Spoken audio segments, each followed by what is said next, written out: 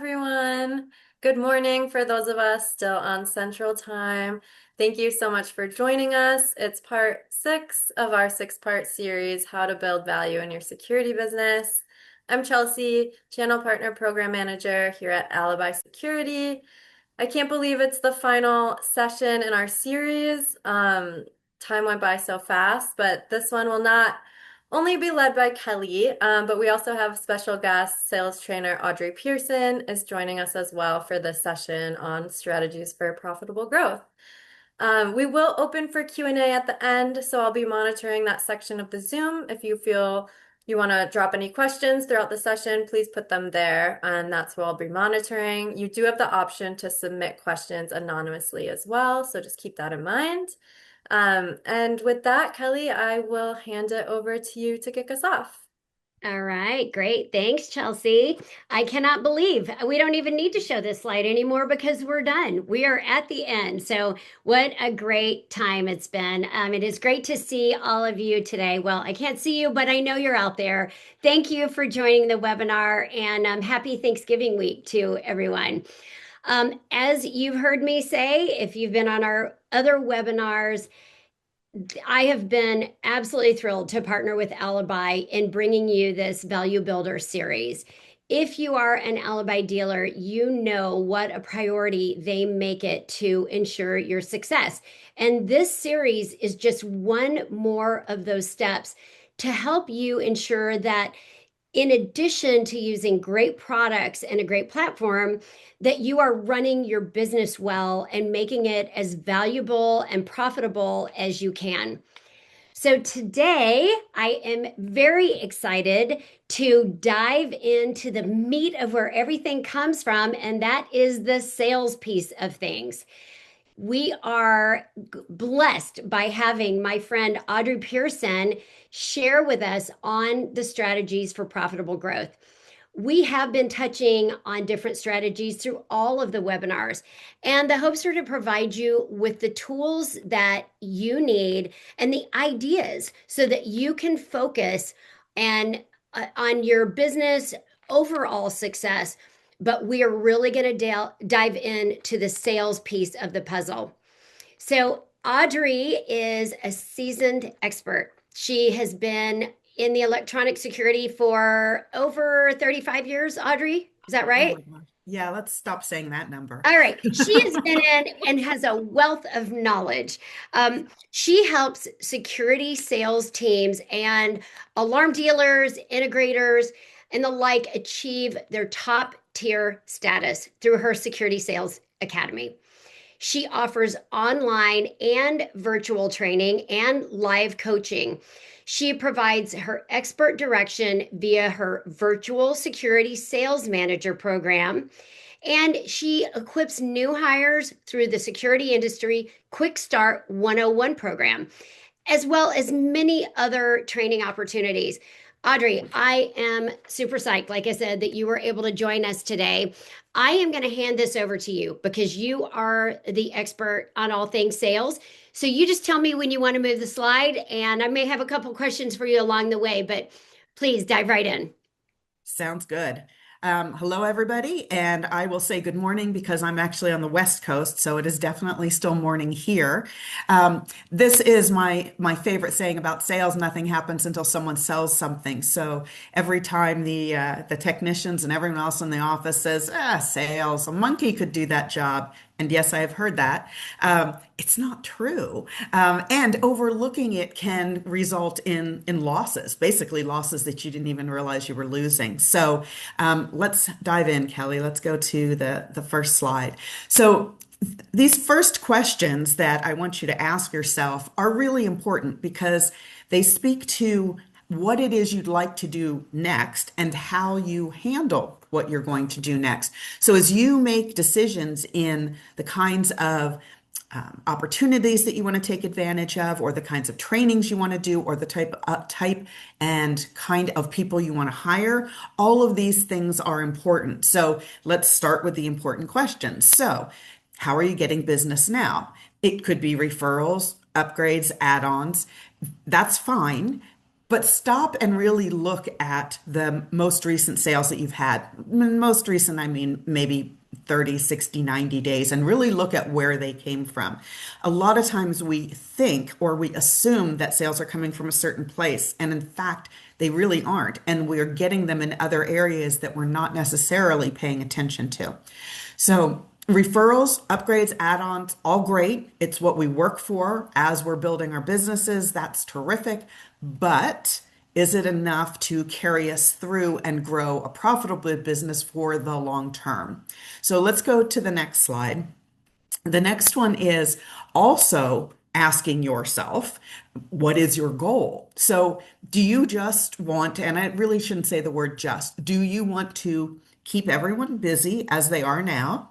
Everything's fine, you're beating the attrition, and everybody's comfortable. That's a choice, and it's not a bad choice. But you need to be honest with yourself about what it is that you want to do. Do you want to grow the business instead? Rather than just stay ahead of attrition, do you want to actually increase your numbers, increase your RMR, increase your sales? Either is a valid goal. It's just important to be clear for yourself what you want that goal to be so that as you start to make decisions moving forward, you can apply to those goals.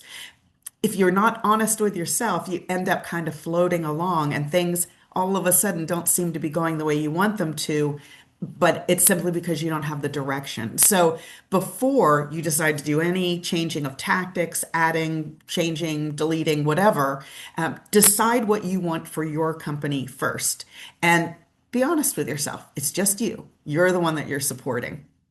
Let's go to the next slide, Callie. I actually have a quick question for you, Audrey, Of before course. we move off of this slide, because I think this is such an important starting point. But what might some of the pitfalls be that an owner, may have to address once they make decisions to change?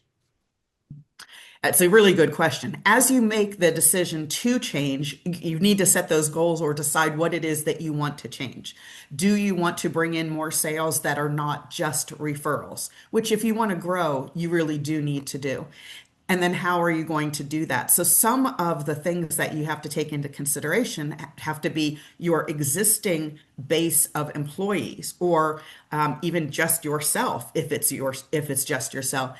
But you need to decide where you want to grow and how you're going to do it. So a decision to say, I want to increase our customer base by 200 accounts by, next June. That's terrific.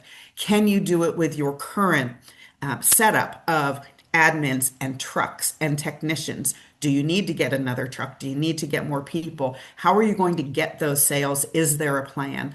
And if you want to start with the sales, at what point do you need to be able to put someone in place to be able to install those systems? When do you need to bring somebody in to do sales? And what kind of person do you want to bring in to do sales?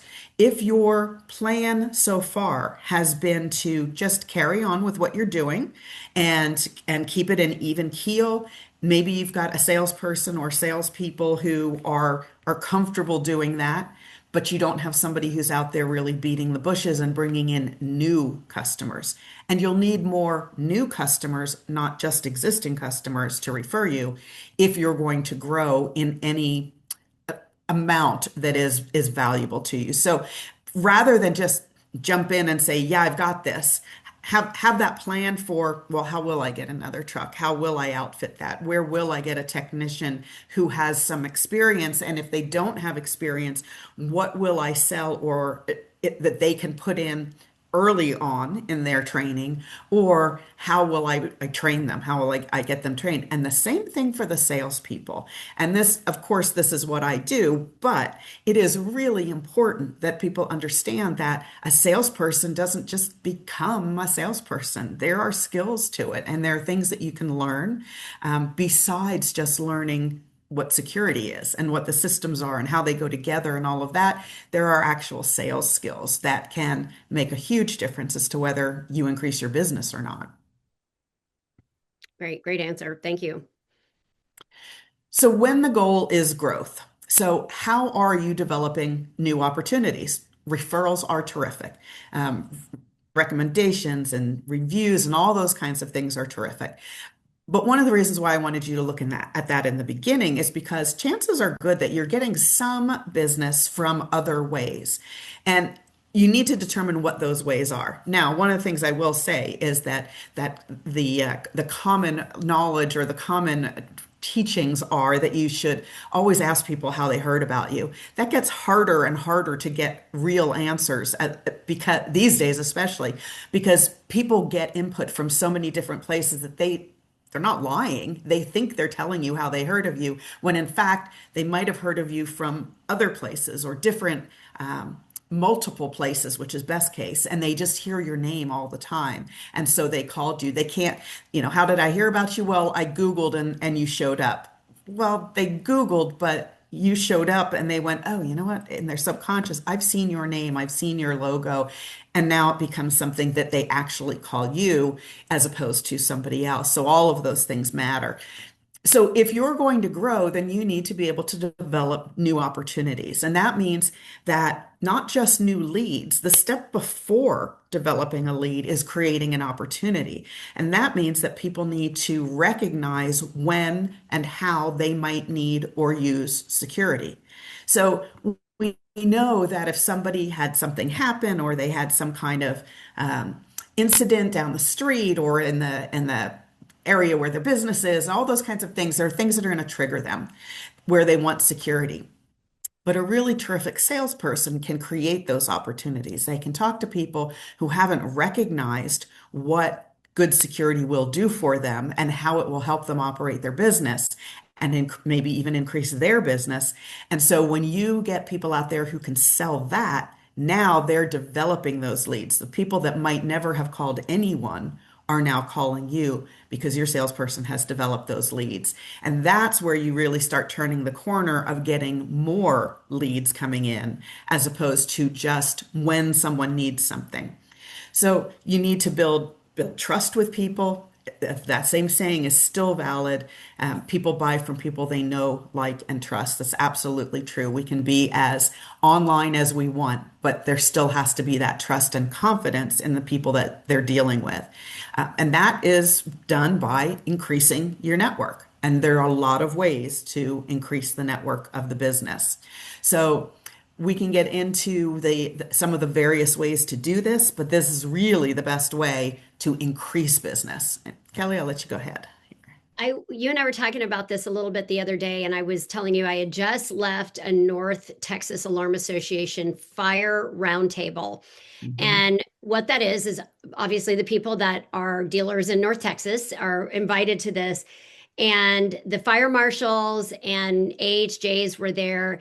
And, there were great conversations going back and forth. And I don't know if you would necessarily think of that being a part of your network, but I left there thinking, wow, the business owners that are here that are having these conversations, they've just added a whole different level and layer of their network that you might not even think about that as being a resource for you, but a lot of the businesses, they brought their whole team. Their technicians were there and they met each other, and I just thought it was good, so just thought I would share that. No, it's huge, and you're going to see that in one of the upcoming slides. One of the biggest accounts I ever got in my alarm company when I had it came through a fire marshal, and he knew me and he trusted me because I had attended the fire marshal meetings at their organization, and I'd gone every month. And created that relationship so that when they had a client who had a problem, they referred us. And it ended up being the largest customer we ever had with multiple sites. It makes a huge difference. We have to expand our vision of what a network is. So go ahead to the next slide and let me give you some of that information. So first of all, who are the people in your company that are selling? So are they order takers or are they hunters? An order taker is fine, fine, air quotes, but not enough if you want to grow. Because an order taker says, I'm taking this lead that just came in, I'm going to go find out what they want, I'm going to give them what they want, and I'm going to move on. That's an order taker. That's not really sales. Sales goes in and says, I understand what it is you're looking for. Let me ask you a few questions so that I can, help you determine whether this is the best case and the best solution for you. Let's talk about some of the other ways we can maybe incorporate these systems together, integrate them, and allow you to get more for, basically a larger value for what you're spending with us. Hunters go out and create those opportunities. An order taker can be fine as somebody who maintains an account manager, if you will. Although I tend to believe that hunters create opportunities even with existing accounts more so than order takers. So I'm always in favor of hunters. You also don't have to motivate a hunter. A hunter is somebody who wants to go out there and do well, and they love the competition, they love the chase, the hunt, the win, and all of that is just doing well, solving problems for people, making sure that things work right, and being the top person on the totem board. What if order takers are all you have though? Sorry to interrupt, but No, no, I know that's it. that It happens. happens a lot because they get either they were complacent to start with, and that's just their personality, and that's what some folks are. I'm not degrading anyone's personality, they just might not be in the right position. And so that's where we have to really sometimes why we set these goals and we look at it and are honest with ourselves and say, is this person really doing the best for me? And maybe an order taker or two, depending on the size of my company, is all right. But then I'm not going to expect that person to carry the growth. I'm going to need somebody who's going to go out there and develop the growth because without that, you will not have the same level that you will with an order taker. Sometimes you do have to make those hard decisions. So, some of the ways of creating opportunities, and there's a whole lot underneath each one of these items, we're not going to get into today, but there's local networking in person, online networking, like you may have seen Kelly's notification about this webinar on LinkedIn. You could have even seen mine. Speaking and presenting, which I know everyone loves, but it can be done, and it can be done not in a difficult way. We can make it easy for you. And then trade shows, business expos, basically being seen in your community or in the area where your target market is. Let's go to the next one. Then these are some other places. Where are you going to find those places that you're going to do those things that I just listed? Well, there's a lot of organizations out there. There are Rotary and community service ones, facility managers, realtors who are working in the same area that you're working in, commercial realtors, as is, of course. BNI is specifically for networking. It's not the be all end all to me. I like to do a lot of this stuff on my own, but for somebody who's starting out, it can be helpful. NARPM, National Association of Residential Property Managers, they do apartment buildings, a lot of apartment buildings. So there's a lot out there. You need to not necessarily join, but you need to meet them. And there are a lot of things that you can do with meeting them without having to join every organization. No one person can join everything. I know I've tried. Sometimes you're going to want to go home, but a lot of that it can make a really huge difference. People start to see you everywhere and they start to think of you as the security person. You're the person they call. And that's literally what you're going for is if I think about anything security, I have a question. I don't even know if it's the kind of work you do, but I want to ask a question. Who do I feel comfortable with? Your face should flash in front of them and hopefully your phone number. And then we're always looking for the signs of opportunity. If you go to the next slide, we'll talk about that just for a moment. Can I ask you before you go to that Of slide? course. What what if you've got people on your staff and you as a business owner are saying, "Hey, you need to be doing this," and you may suggest to them, and it is just not in their DNA to walk into a room and go around and introduce themselves to people that they don't know. I mean, what do you recommend to a business owner that they're really trying to push their people out, but the people are so reticent to it? What do you tell them? And how do you help Well, them? there are a couple of things. One, there are so many. This slide does not show all of the places where you can network. So first of all, you've got various places to network, and all the different kinds of places where you can network aren't always in person. Some of them are online. You can do a lot online. You can certainly do even more when you combine online with in person. But let me put it this way. There are your people, depending on your personality, in all different kinds of groups. I can tell you that the Facility Managers Association is, at least the last time I went, was made up of very lovely people. They are not the most outgoing group in the world. They manage facilities. They're what used to be the guy in the little closet with the coffee that cooked all day and the key ring with 800 keys. So, is that the same person as me who's out there selling and moving? No. But they still have to work and they still need someone who can help them. So there's a place for every personality type. Additionally, because you can't do everything, you can't be a part of every organization. You have to work some days too and get the job done. There are different ways that you can go into it that I train people on in how you can manage to get in with your target market. The other thing is, and let's face it, if you've got someone who absolutely cannot go out there and talk to people, is that your salesperson? And perhaps that's what we need to look at too. Sometimes hard decisions have to be made. Maybe they'll be a terrific inside salesperson. Maybe they'll be able to be a terrific customer service person. But if you have someone who cannot talk to people, that's going to be a challenge in sales and helping them. There are going to be places where they excel. For example, one of the things that I find is that folks who are a little bit less outgoing tend to do really well in the fire business.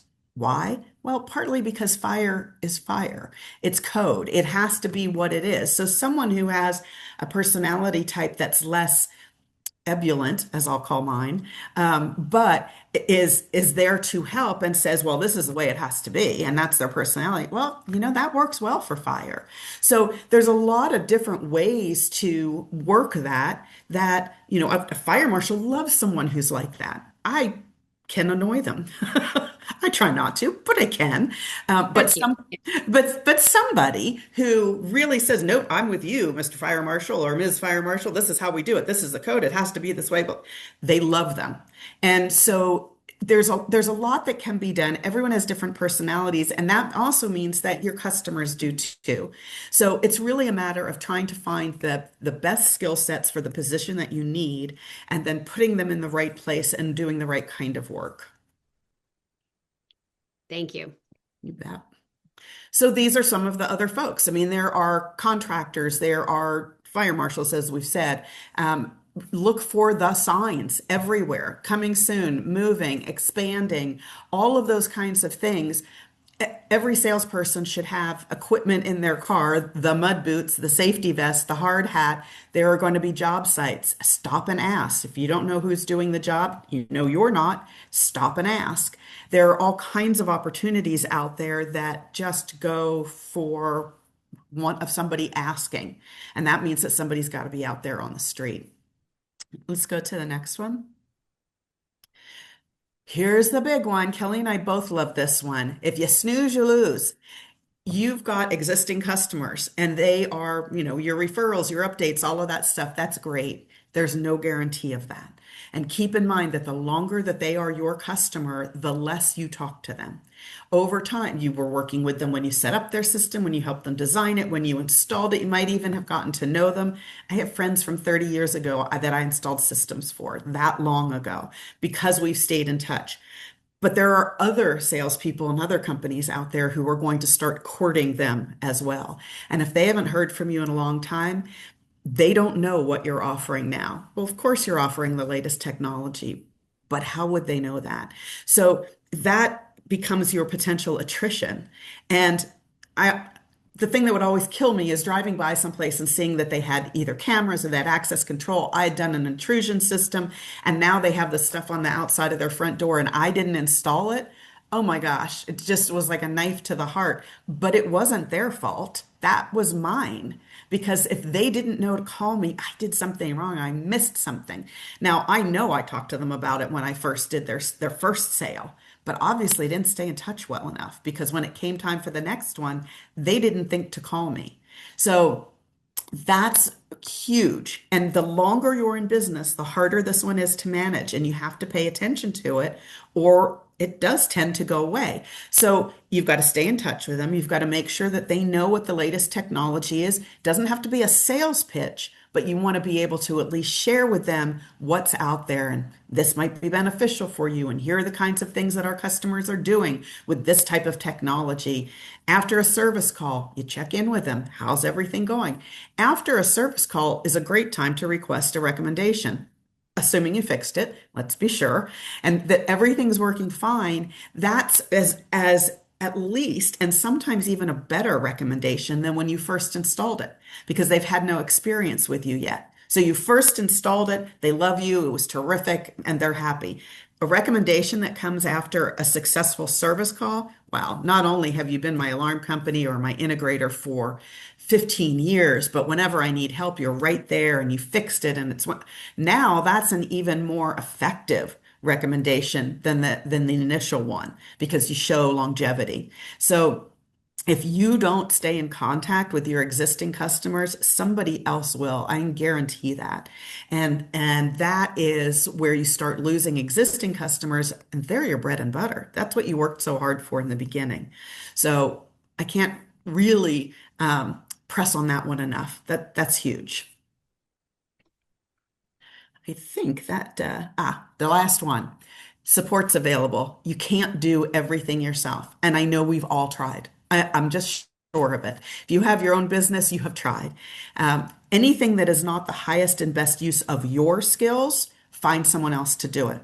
Let somebody else take over for you and keep you in the sweet spot of where you are the most effective and the most you can bring the most to your company.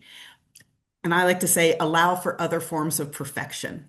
People are going to do things differently than you do it. You've been successful, so you know your way works. It doesn't mean other ways don't. And if we try to put everyone into our image, we're going to restrict them and not let them do their best work. So even the very best people cannot do it alone. You've got to be able to work with other people if you want to grow.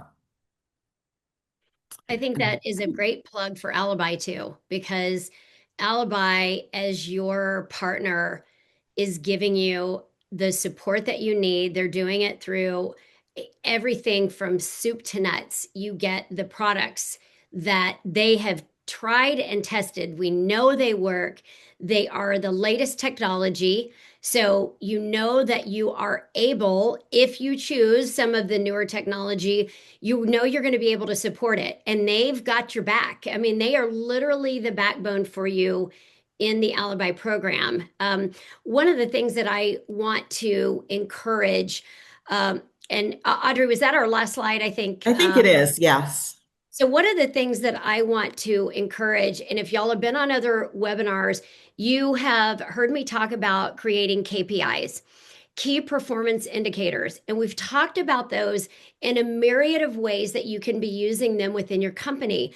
But I really want to encourage you to build some KPIs around sales, and not just around how many sales you're doing, but around your sales team and for them. That might help some to get over the hurdle a little bit of some of these networking events, or being a hunter versus an order taker. But work with your team to do that and make sure that you're setting realistic KPIs. And as you've heard me say on every webinar, if you are doing KPIs, you have to be tracking them. You should be having monthly meetings at minimum to make sure that you are hitting those targets. And if you're not, and they seem unrealistic after a few months, then adjust them. Make sure they're working for everyone on your team. But I think the sales opportunities create a ton of opportunity to create some good KPIs. And then one last thing I will say, as you have heard, again, if you've been on the other webinars, it's running your business today as if you're selling it tomorrow. And that doesn't mean you're selling it tomorrow. That means that you are just running a well-oiled machine from every aspect of it. On all the webinars we've talked we've talked about different things, and hopefully you've been able to take some tidbits of information and apply them in your own business to make you even more successful. So here is our contact information. Audrey, thank you so much for being with me today and spending the time. You've given some great information, some wonderful food for thought. I had like 7 more questions that I wanted to ask, but I knew we needed to keep going and get through it. This happens every time. We're right at the time, and I have more questions, but I thank you so much. I really encourage any of you that are on here, if you are looking for sales training, Audrey is phenomenal. She is wonderful to work with, first of all, but she's so relatable because she had a security business. So she knows of what she's speaking. So I really encourage you. You can hit the QR code and connect with either or both of us. By all means, Chelsea and the folks at Alibi have everyone's contact information. Chelsea, y'all will be sending out a link to view the webinars. Is that correct?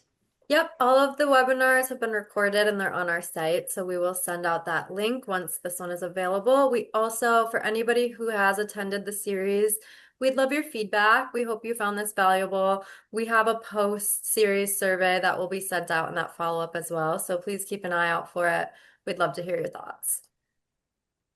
All right. Thanks, everyone, and happy Thanksgiving and happy holidays. Take care. Thank you for having me.